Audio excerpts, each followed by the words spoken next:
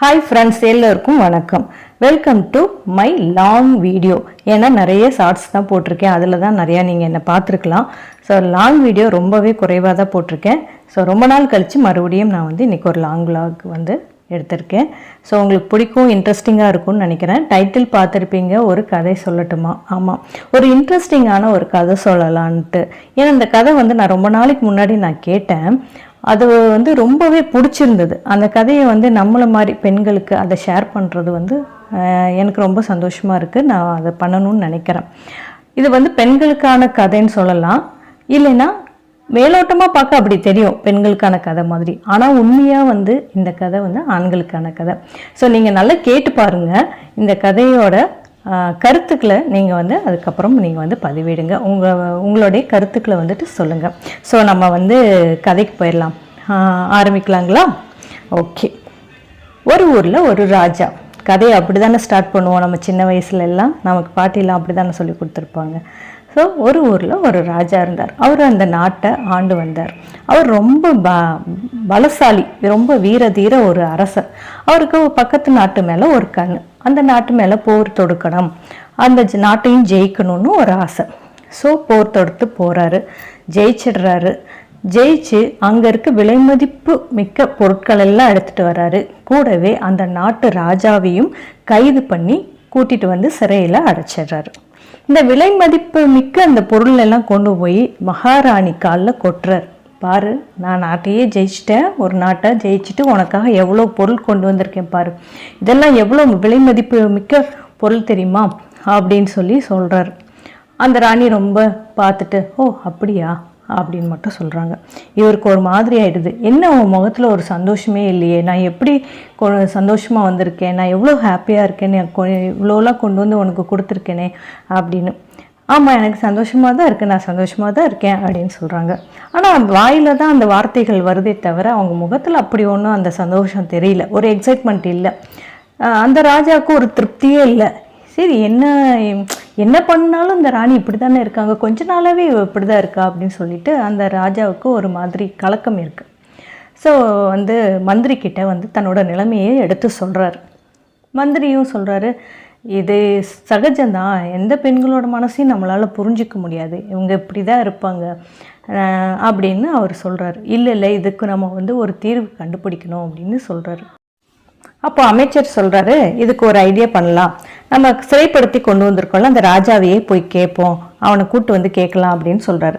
சரின்னா அந்த ராஜாவையும் கூட்டிகிட்டு சொல்கிறாங்க. ராஜா தன்னோட நிலைமையை சொல்கிறார். அவர் எதிரி நாட்டு ராஜா கிட்ட சொல்கிறாரு.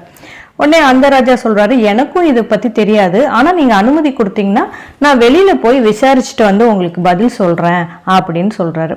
அப்போ இந்த ராஜா கொஞ்சம் யோசிச்சுட்டு, சரி ஓகே, நான் உங்களுக்கு அனுமதி கொடுக்குறேன், ஆனால் நீ இந்த நாட்டு எல்லையை தாண்டக்கூடாது, இந்த நாட்டு எல்லைக்குள்ளேயே நீ சுற்றி தெரிஞ்சு வரணும், உன் கூட 2 காவலாளிகளும் வருவாங்க அப்படின்னு சொல்லி அனுப்பிச்சி வச்சிடறாரு.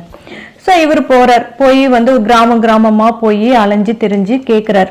அப்போ ஒரு வயதான பெரியவர்கிட்ட போய் கேட்குறார், தன்னோட நிலைமையை சொல்லி கேட்குறார். இந்த பெண்கள் மனதை எப்படி புரிஞ்சுக்கிறது, அவங்களுக்கு எப்படி அவங்க சந்தோஷமாக அவங்கள சந்தோஷப்படுத்துறது அப்படின்னு சொல்லி கேட்குறாரு. அப்போ அந்த தாத்தா சொல்கிறாரு, எனக்கும் இது தெரியாதுப்பா, எனக்கு தெரிஞ்சா நான் ஏன் இங்கே உட்காந்துருக்கேன், நீ பக்கத்தில் ஒரு சூனியக்காரி இருக்கா, ஒரு 100 வயசுக்கு மேலே இருக்கும் அவளுக்கு, நீ போய் அவளை போய் கேளு, அவளுக்கு ஏதாவது தெரிஞ்சா தெரியும், போய் கேட்டுப்பார் அப்படின்னு சொல்லி அனுப்பிக்கிறார். சரின்னு இந்த ராஜா போகிறார். போய் அந்த சூனியக்காரியை பார்த்து கேட்குறாரு, தன்னோட நிலைமையை சொல்கிறார். எனக்கு விடுதலை ரொம்ப முக்கியம், என்னோட நாடு எனக்கு ரொம்ப முக்கியம், எப்படியாவது இந்த பதிலை சொல்லி நான் என் நாட்டை திரும்ப பெறணும் அப்படின்னு சொல்கிறார். இந்த சூனியக்காரி சொல்கிறா, ஓகே நான் உனக்கு சொல்கிறேன், ஆனால் இதனால் எனக்கு என்ன லாபம் அப்படின்னு சொல்லி டீல் பேசுகிறாங்க. சரி, நான் என்ன வேணாலும் உனக்கு செய்கிறேன், முதல்ல நீ பதில் சொல்ல. இல்லை, நான் உனக்கு பதில் சொல்கிறேன், ஆனால் நீ அதை போய் சொல்லிவிட்டு திரும்பி எனக்கு கல்யாணம் பண்ணிக்கணும்னு சொல்கிறாங்க. ராஜாவுக்கு கொஞ்சம் ஷாக் ஆகிட்டார். இருந்தாலும் சமாளிச்சுட்டு, சரி ஓகே நான் கல்யாணம் பண்ணிக்கிறேன், முதல்ல நீ பதில் சொல்லு அப்படின்னு சொல்கிறார். உடனே அந்த சூனியக்காரி சொல்கிறான், ஒரு பெண் அவள் சார்ந்த முடிவுகளை அவளையே எடுக்கணும், அவளுக்கு என்னதான் நீ பொன் பொருள் மலையவே கொண்டு காலடியில் நீ கொட்டுனாலும் அவளுக்கு சந்தோஷம் இருக்காது. அவளுக்கு என்ன விருப்பமோ, அவளுக்கு என்ன பிடிக்குமோ அதை அவளை செய்ய விடணும். அவளோட ஆசைகளை அவளோட முடிவுகளை அவளே எடுக்கணும். அது நல்லது கெட்டதோ அது அவள் முடிவை அவளே எடுக்கணும். எடுக்க விட்டாவே அந்த பெண் சந்தோஷமாக தான் இருப்பாள். இது ரொம்ப சாதாரண ஒரு விஷயம்தான் அப்படின்னு சொல்லி அனுப்பிச்சிடும். உடனே இந்த ராஜாவுக்கு ரொம்ப சந்தோஷமாயிடுது. இது கரெக்டான பதிலாக தான் இருக்கும்னு சொல்லிட்டு போகிறார். போய் அந்த ராஜா கிட்டேயும் சொல்கிறார், இதுதான் பதில் அப்படின்னு. உடனே அந்த ராஜா வந்து சில விஷயங்கள்லாம் யோசிச்சுட்டு, கரெக்டு தான், நம்ம வந்து எல்லாத்தையும் நம்ம தான், அவள் சார்ந்த முடிவுகள் எல்லாத்தையும் நம்மளே எடுத்துகிட்டு இருந்தால் அவள் எப்படி சந்தோஷமாக இருப்பான்னு அவருக்கு தன்னோட தவறு புரியுது. புரிஞ்சுட்டு இந்த ராஜாவுக்கு தன்னோட விடுதலையும் கொடுத்து அவரோட நாட்டையும் திரும்ப கொடுத்து அவரை ரொம்ப ராஜ மரியாதையோடு அவரை வந்து வழி அனுப்பி வைக்கிறாங்க. ஸோ அந்த ராஜா நேராக அந்த சூனியக்காரிக்கிட்ட போகிறார்.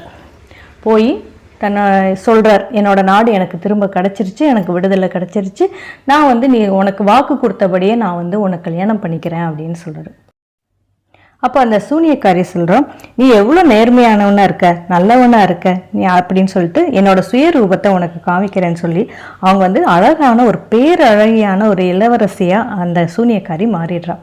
பார்த்தா ஒரு பேரழகியான ஒரு இளவரசியாக இருக்காங்க. ராஜாவுக்கு ரொம்ப சந்தோஷமாயிடுச்சு. அப்போ இந்த கதையில் இப்போ தான் ஒரு ட்விஸ்ட் வைக்கிறாங்க.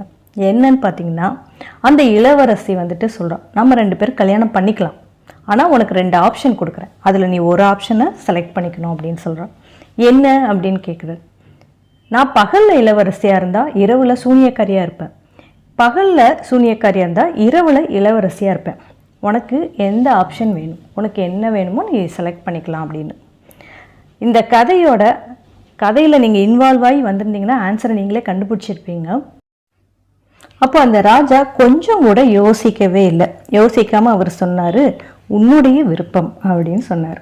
உனக்கு எப்போ எப்படி இருக்கணும்னு ஆசைப்படுறியோ நீ அப்படியே இரு, எனக்கு எப்படி நீ இருந்தாலும் ஒரு பிரச்சனையும் இல்லை அப்படின்னு சொல்கிறார்.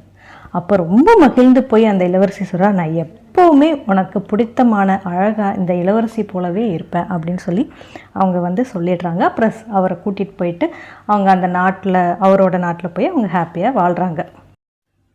கதை எப்படி இருந்ததுன்னு உங்களோட கருத்துக்களை நீங்கள் வந்து கமெண்ட்டில் சொல்லுங்கள். இந்த வீடியோ இதோடு முடிஞ்சது. மீண்டும் அடுத்த வீடியோவில் சந்திக்கிறேன்.